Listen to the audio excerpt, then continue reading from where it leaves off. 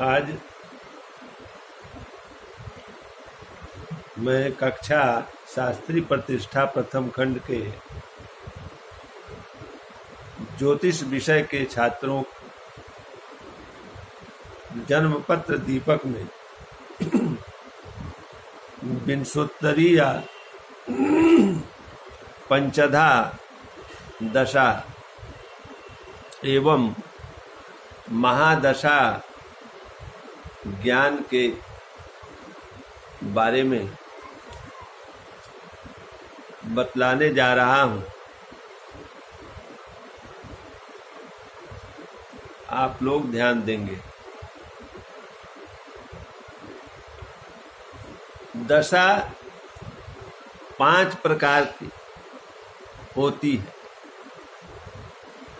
श्लोक है दशा चांतरदशा चैव विदेशोपदशा तथा प्राणाख्या च फलम तासाम विदित शास्त्रानुसारतः वदित शास्त्रानुसारतः।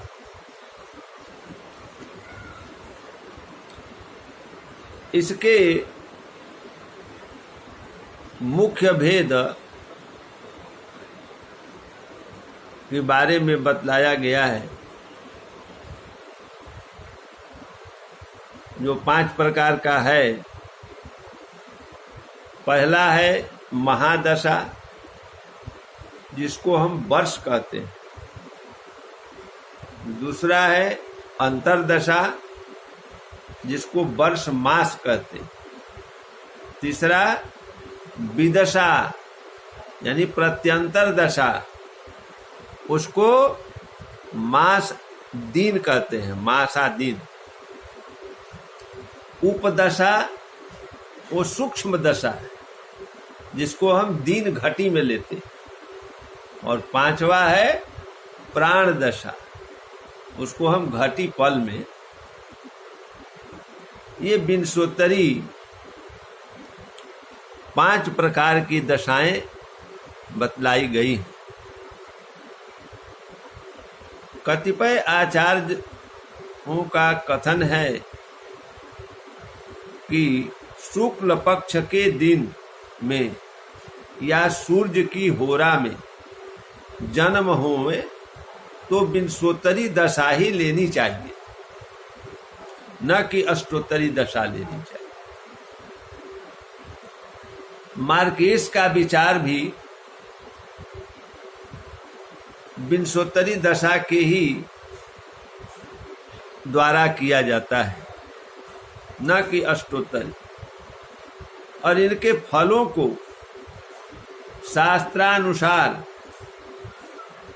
आदेश माने।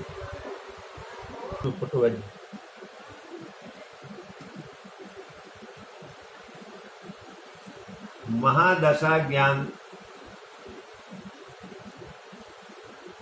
श्लोक है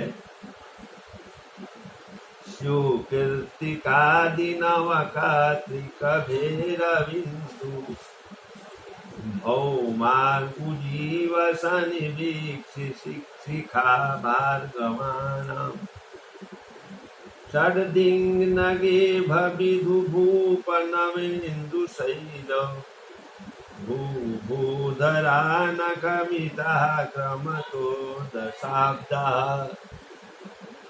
अर्थात 27 नक्षत्रों में कृत्तिका नक्षत्र से इन्हीं क्रम रहित 3 नक्षत्रों के आधार पर ग्रहों के क्रम एवं वर्ष नियत है। इस दशा में 120 वर्ष की आयु मानकर ग्रहों के वर्षों का विभाजन किया जाता है। जैसे कि सूर्य की दशा ये 6 वर्ष, चंद्र की दशा 10 वर्ष, भौम की दशा 7 वर्ष और राहु की दशा 18 वर्ष, गुरु की 16 वर्ष, शनि के 19 वर्ष और बुध के 17 वर्ष, केतु के 7 वर्ष एवं शुक्र की 20 वर्ष की दशा कही गई। शुभ ग्रह की दशा में शुभ एवं अशुभ ग्रह की दशा में अशुभ फल बतलाए गए। कृत्तिका नक्षत्र से जन्म नक्षत्र पर्यंत गिनकर 9 का भाग देने से जो शेष रहे वही सूर्य इत्यादि के उक्त क्रमानुसार आदि महादशा कही गई।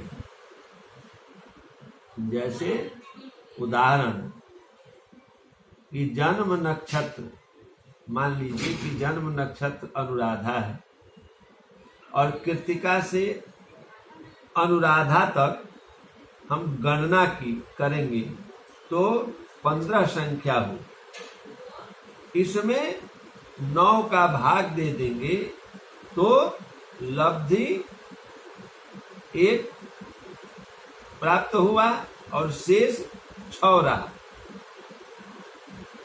सूर्य चंद्र आदि जो क्रम से बताए गए हैं उसकी हम गिनती करेंगे 6 तक गिना तो 6वीं संख्या के सामने जो ग्रह है जैसे शनि, वो शनि के दशा कहलाएगी। अतः यह जन्म दशा शनि की हुई।